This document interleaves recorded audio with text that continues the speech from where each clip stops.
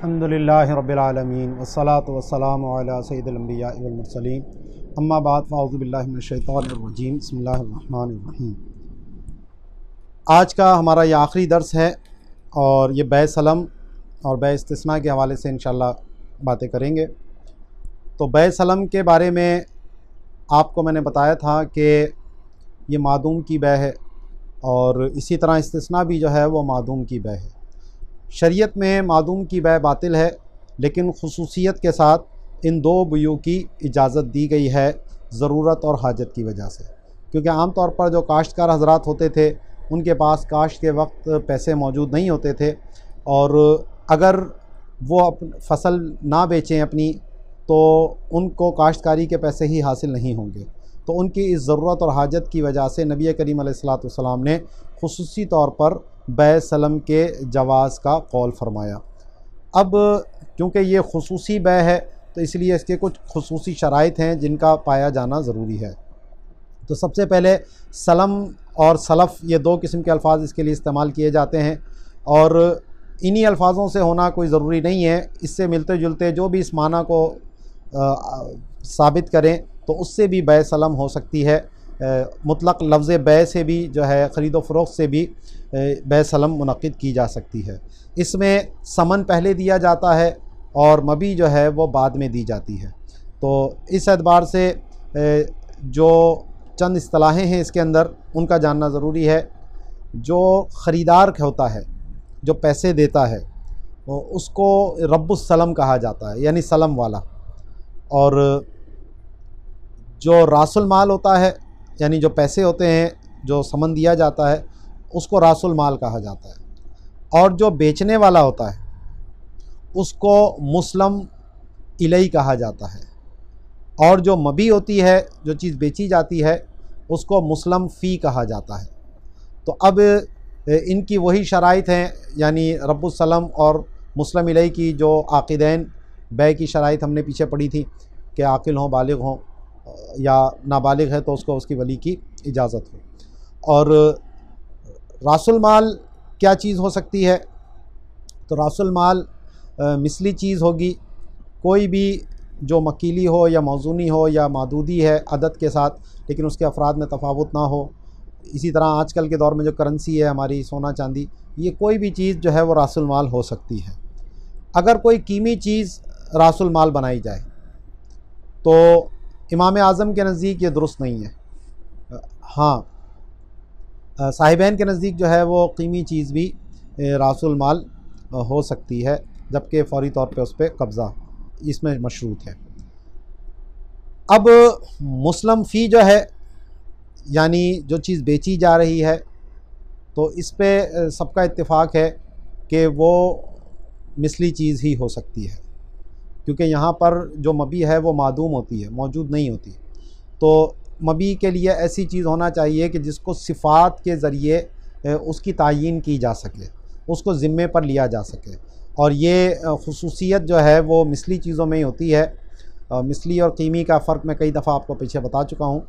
तो जिसके अफराद में कीमत के एतबार से फ़र्क ना हो वो मिसली चीज़ें कहलाती हैं। तो जितनी भी मकीली चीज़ें यानी माप कर जो बेची जाती हैं या वज़न करके जो बेची जाती हैं, इसी तरह जो अदद मुतकारिबा हैं, यानी जिनके अफराद में कीमत के एतबार से फ़र्क नहीं होता, तो वो सब भी जो है मुस्लम फ़ी बन सकती हैं। इसमें 7 शराइत जो हैं वो बयान की जाती हैं कि जिनका होना ये ज़रूरी है मुस्लम फ़ी के अंदर।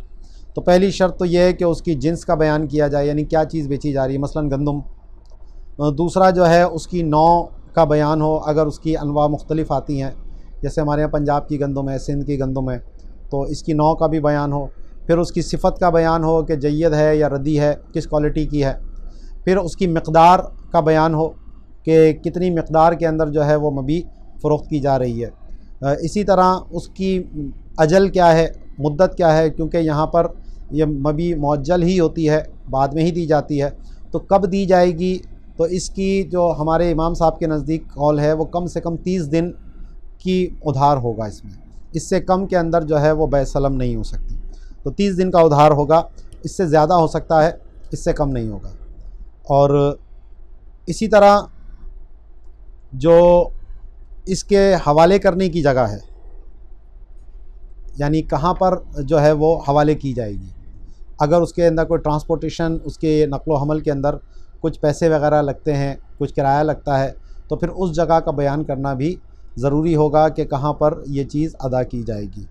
और अगर वो ऐसी चीज़ है कि जिसके लिए कोई नक़्लो हमल की ज़रूरत नहीं है, तो फिर जहाँ पर अक़द हुआ था उसी जगह पर ही उसको अदा किया जाएगा, या फिर कहीं पर भी वो उसको अदा कर सकता है। ये दोनों किस्म के कौल हमारे सामने मौजूद हैं। और इसमें अगर मुतय्यन कर लिया है मकान के जी फ़लाँ जगह पर अदायगी की जाएगी, तो फिर वहीं पर ही उसको देना ज़रूरी होगा। इसमें बै सलम की सेहत की शराइत में पीछे भी मैंने आपको बताया था कि आक़िदैन के जुदा होने से पहले पहले रासुल माल के ऊपर कब्ज़ा हो जाना वो बहुत ज़रूरी है। अगर रासुल माल पे कब्ज़ा नहीं किया तो फिर उससे बै सलम जो है वो बातिल और फासिद हो जाती है। अब अगर दोनों तरफ रिबा का मामला आ रहा हो, तो ये मैंने पहले भी बताया था कि बै सलम में इस चीज़ का ख्याल रखना बहुत ज़रूरी होता है कि अगर सिर्फ़ कदर भी पाई जाए या सिर्फ जिन्स भी पाई जाए तो उधार नाजायज़ हो जाता है। तो उन सूरतों में जो है वो बै सलम नहीं हो सकती। और मैंने पीछे भी आपको बताया था कि वहाँ कदर से मुराद कदर मुत्तफ़िक़ है, यानी मौज़ूनी है तो दूसरी तरफ भी मौज़ूनी हो, और दूसरी एक तरफ कैल है तो दूसरी तरफ भी कैल हो, यानी माप कर जो चीज़ बेची जाती है। अगर कदर मुख्तलिफ है तो वहाँ बै सलम हो सकता है। हाँ, पिछले दौर में सोना चांदी के सिक्के भी मौज़ूनी होते थे और दीगर जो चीज़ें थीं वो भी मौज़ूनी थीं, बहुत सारी चीज़ें, तो उनका उन्होंने इस्तिस्ना किया था कि ये ज़रूरत और हाजत है, क्योंकि बै सलम का जवाज़ ही ज़रूरत की वजह से आया था। अब अगर मौज़ूनी चीज़ों के अंदर, क्योंकि सोना चांदी के सिक्के उस वक्त मौज़ूनी थे, वज़न के हिसाब से होते थे वो, तो अब अगर मौज़ूनी चीज़ों के अंदर बै सलम को मना कर दिया जाए तो फिर बहुत बड़ा हर्ज लाजिम आ रहा था। तो उसका एक इस्तिस्ना उन्होंने किया था कि वहाँ मौज़ूनी दोनों तरफ मौज़ूनी थे, लेकिन उसकी उन्होंने इजाज़त दी थी। अब इसके लिए एक शर्त ये भी है कि जो मुस्लिम फ़ी है वो अक़द से लेकर हवाले करने तक मार्केट में दस्तयाब हो। अगर कोई ऐसी जगह है कि जो मार्केट में दस्तयाब नहीं है, दरमियान में कोई ऐसा टाइम पीरियड आएगा, तो फिर उसकी बै सलम नहीं हो सकती। वजह इसकी ये है कि पहले भी मैंने आपको बताया था कि जो मदयून है उसके इंतकाल की वजह से दैन जो है वो फ़ौरी तौर पर वाजिबुल अदा हो जाता है, जो मोहलत होती है वो ख़त्म हो जाती है। तो अब यहाँ पर जो मुस्लिम इलैहि होता है वो असल में मदयून होता है, और जो रब्बुल माल होता है, रब्बुस सलम जो होता है वो दाइन होता है, यानी उसका दैन होता है और उसने जो है वो उससे वसूल करना होता है, क्योंकि ये दैन की ही असल में ख़रीद व फ़रोख्त हो रही है यहाँ पर। तो अब अगर मदयून का इंतकाल हो गया तो अब अगरचे अदायगी में मोहलत थी, वो मोहलत ख़त्म हो जाएगी। अब वरसा के ऊपर लाजिम आएगा कि जो उसके तरके में माल मौजूद है उसमें से वो मुस्लिम फ़ी जो है, यानी जो मबी है, वो ख़रीदार के हवाले करेंगे। तो यहाँ पर अब ज़ाहिर सी बात है, अब मौत का तो कोई भी वक्त मुतय्यन नहीं है, वो कभी भी हो सकती है। अब अगर टाइम 6 महीने का तय हुआ जी, 6 महीने बाद अदायगी की जाएगी, और इस दौरान बीच में ये मबी दस्तयाब नहीं है लेकिन 6 महीने के बाद दस्तयाब हो जाएगी, तो इस वजह से कि क्योंकि मौत की वजह से दैन जो है वो फ़ौरी तौर पर वाजिबुल अदा हो जाता है, तो ये शर्त भी लगाई है हमारे फ़ुक़हा ने कि वो मबी जो है, वो मुस्लिम फ़ी जो है, वो अक़द के वक्त से लेकर वसूलियाबी तक जो है वो मार्केट में दस्तयाब हो, ताकि किसी भी वक्त अगर अक़द की अदायगी करनी पड़ जाती है तो वो मार्केट से लेकर उसको अदा किया जा सकता है। अब जो मुस्लिम फ़ी है ये कोई मुतय्यन चीज़ नहीं हो सकती, क्योंकि दैन है, तो दैन में मैंने आपको पहले बताया जो ज़िम्मे पे आएगा वही चीज़ जो है वो मबी इसमें बनेगी। और इसके लिए ज़रूरी नहीं है कि अपनी ही कोई पैदावार हो, यानी कि मैं अपने खेत की कोई मसलन गंदम बेची है तो अपनी ही गंदम बेचे, ये कोई ज़रूरी नहीं है। मुतलक़न गंदम की बात होगी, और वो गंदम अपनी पैदावार की भी दी जा सकती है और वो गंदम मार्केट से लेकर भी दी जा सकती है, तो इन दोनों में कोई हर्ज नहीं है। जब तक मुस्लिम फ़ी पर कब्ज़ा ना हो जाए, क्योंकि ये दैन है तो वही दैन पे तसर्रुफ़ का मामला आएगा, तो जब तक मुस्लिम फ़ी के ऊपर कब्ज़ा ना हो जाए उस वक्त तक जो है वो रब्बुल माल जो या रब्बुस सलम जो है वो उसमें किसी किस्म का तसर्रुफ़ नहीं कर सकता, ना उसको अभी आगे बेच सकता है, ना उसमें आगे शराकत कोई कर सकता है, ना और कोई इस तरह का मामला वो उसके अंदर कर सकता है। अच्छा, अगर मुस्लिम फ़ी दस्तयाब नहीं है, टाइम आ गया हवाले करने का, लेकिन अब वो मार्केट में दस्तयाब नहीं, तो अब यहाँ क्या सूरत बनेगी? तो हमारे फ़िक़्ह हनफ़ी में इसकी दो ही सूरतें बनेंगी, या तो अक़द को ख़त्म कर दिया जाए, इक़ाला जिसको कहते हैं, और ऐसी सूरत में जो रब्बुल माल ने जितने पैसे दिए थे उतने ही उसको वापस मिलेंगे। जो भी उसने रासुल माल दिया था उसमें कोई किसी किस्म का इजाफ़ा नहीं होगा, और जैसा दिया था वैसा ही उसको वापस मिल जाएगा। दूसरी सूरत यह है कि उसके मार्केट में दस्तयाब होने का इंतज़ार किया जाए, उसको मोहलत दी जाए कि जब मार्केट में दस्तयाब होगा तो आपको हम दे देंगे। इस्लामिक बैंकिंग में इन्होंने एक तीसरी शर्त और इन्होंने रुख्सत ये दी है कि मुस्लिम फ़ी को तब्दील कर दिया जाए, यानी जिस कीमत की मसलन चावल थे अब चावल दस्तयाब नहीं है, तो उसी जैसी ही मालियत की कोई और चीज़ मसलन गंदम जो है वो भी तब्दील की जा सकती है। लेकिन हमारे फ़िक़्ह हनफ़ी में इसकी इजाज़त नहीं है। फ़िक़्ह हनफ़ी में सिर्फ ये दो ही सूरतें हैं, या तो ताख़ीर की जाएगी यानी इंतज़ार किया जाएगा, और या फिर जो है वो अक़द को ख़त्म किया जाएगा, और इसमें समन में किसी किस्म की कोई तब्दीली नहीं होगी। ये नहीं हो सकता है कि जनाब टाइम बढ़ गया है तो इसलिए अब पैसों में कमी कर दी जाए, कोई डिस्काउंट दिया जाए मुझे, तो ये कोई सूरत यहाँ पर नहीं होगी। और इस सूरत में फिर जो मामला बना है जो तय हुआ है उसके मुताबिक ही उसको करना होगा।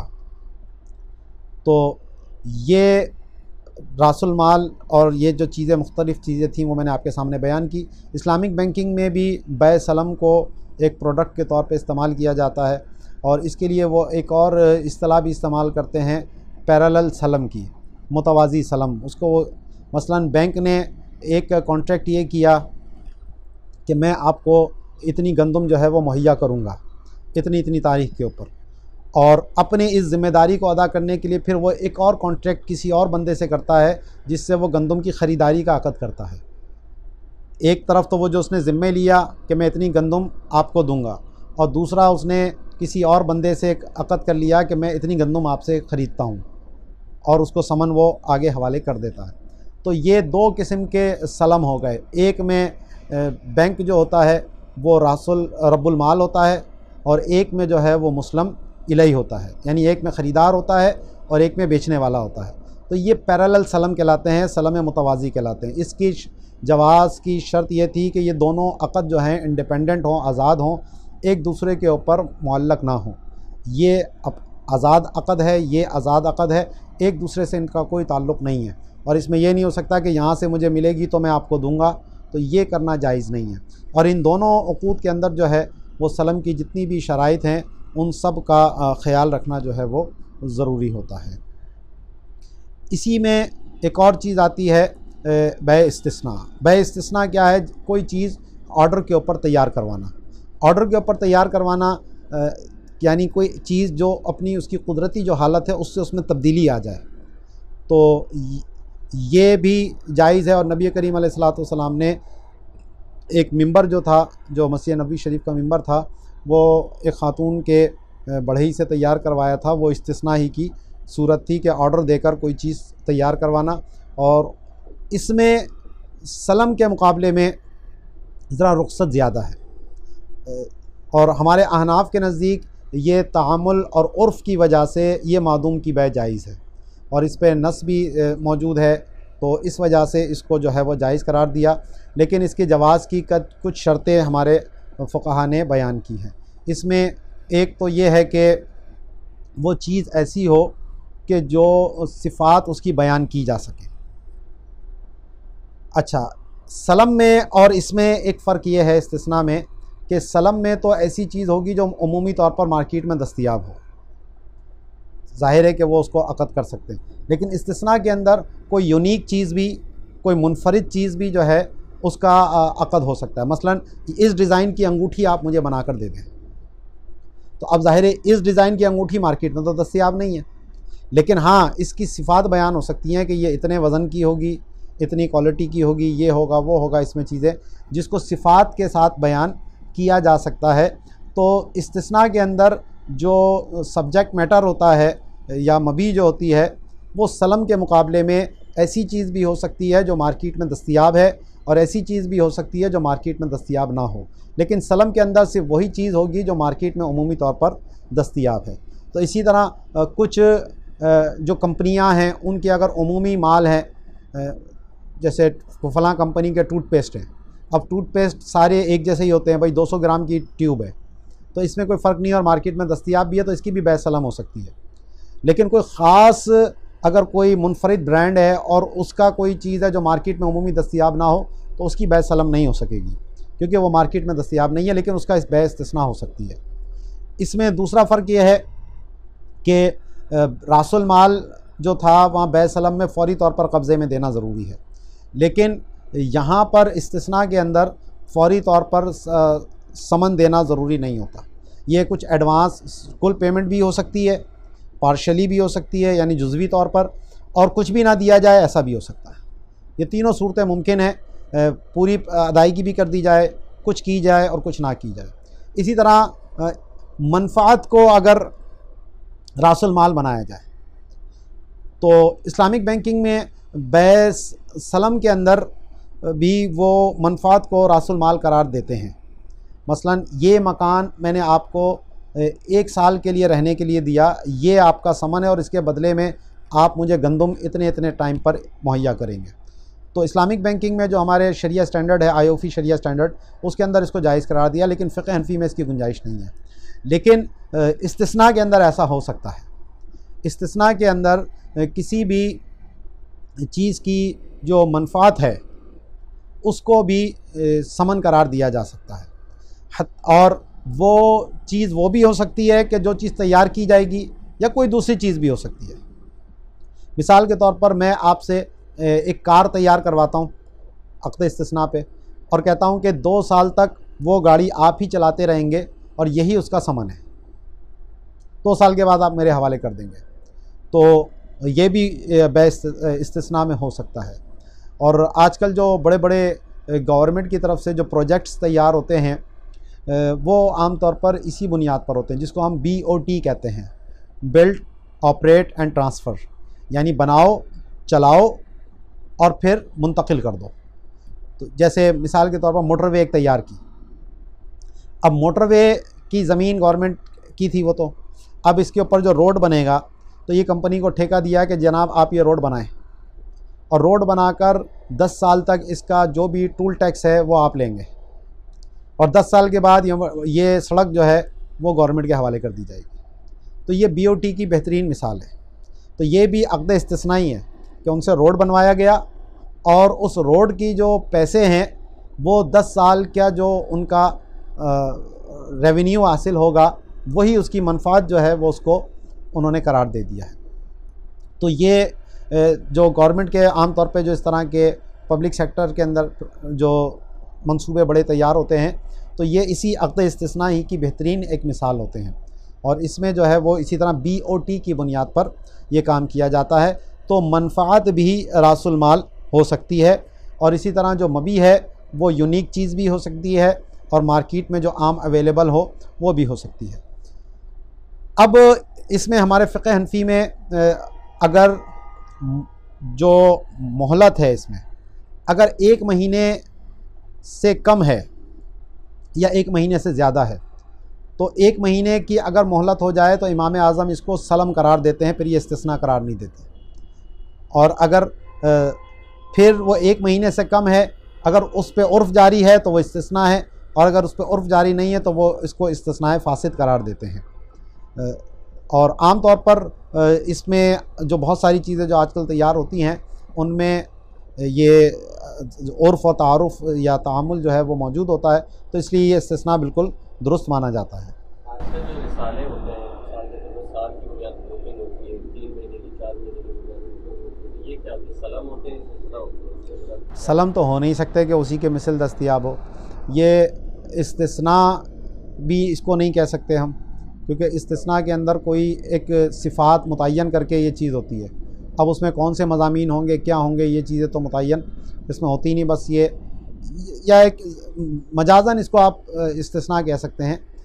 हकीकत में तो ये एडवांस बुकिंग एक वादा बै की सूरत होती है, इसीलिए आप अगर वो चीज़ मुहैया नहीं करते तो वो पैसे उससे वापस ले लेते हैं, और ताती के तौर पर फिर जब वो चीज़ पार्सल के ज़रिए पहुंचती है और वो बै ताती के तौर पर फिर वो मुनक़्क़िद होती है, तो ये वादा बै की सूरत होती है, इसमें आमतौर पर बै पहले से मुनक़िद नहीं होती। तो ये जो BOT की मैंने मिसाल दी है, तो ये हमारे पाकिस्तान में बहुत ज़्यादा इसको इस्तेमाल करते हैं और इस्लामिक बैंकिंग में भी इसको इस्तेमाल किया जाता है। अच्छा, इसमें एक चीज़ का ख़्याल रखना ज़रूरी होता है अक़्द इस्तिस्ना में कि अगर कोई प्रोजेक्ट पहले से चल रहा है, मिसाल के तौर पर कोई मकान ठेकेदार से बनाने का ऑर्डर दिया, अब उस ठेकेदार के पास पैसे नहीं हैं और वो अब चाहता है बैंक से फाइनेंसिंग ले ले, तो इसमें ऐसा नहीं हो सकता कि जो चीज़ पहले से अक़द हुआ है बैंक उसके अंदर जो एक अक़द इस्तिस्ना है फिर उसके अंदर एक और अक़द इस्तिस्ना कर ले, तो इसमें ये नहीं हो सकता।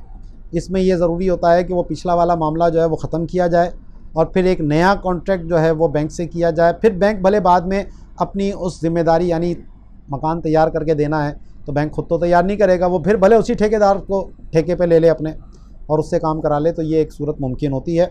और ये आम तौर पर इस तरह के जो मामलात फाइनेंसिंग के लिए होते हैं इनमें शरई बुनियाद को मद्देनज़र रखना बहुत ज़रूरी होता है। तो इसमें मुद्दत जो है वो 1 माह से कम होनी चाहिए इस्तिस्ना के अंदर, 1 माह से ज़्यादा ना हो। अब हमारे यहाँ जो आमतौर पे कारें तैयार होती हैं मुख्तलिफ़ कंपनियों की जो एडवांस होती है, तो अगर 1 माह से कम है तो वो इस्तिस्ना के कबील से आता है, और अगर सारी पेमेंट महीने से ज़्यादा या 3 महीने 4 महीने तो वो बै सलम के कबील से आएगा, और उसके लिए फिर वही तमाम शराइत का पूरा होना ज़रूरी है कि सारे पैसे जो हैं वो फ़ौरी तौर पर अदा किए जाएँ। तो या तो 1 महीने से कम की उसकी रखी जाए तो फिर वो इस्तिस्ना में है कि आप भले फिर थोड़े पैसे दें या ज़्यादा पैसे दें, तो फिर इसमें कोई हर्ज की बात नहीं है। अच्छा, अब हमारे उर्फ़ में बहुत सारी चीज़ें हैं कि जिनका इस्तिस्ना किया जाता है। खाने पीने की चीज़ें, मसलन शादी ब्याह में जो खाने तैयार होते हैं ये भी है, फ़र्नीचर तैयार होते हैं, फ़्लैटों की जो बै होती है, तो ये सब भी जो है वो इस्तिस्ना ही की सूरतें हैं। इसमें भी जब तक कब्ज़ा ना हो तो आगे इसको फ़रोख्त नहीं कर सकते।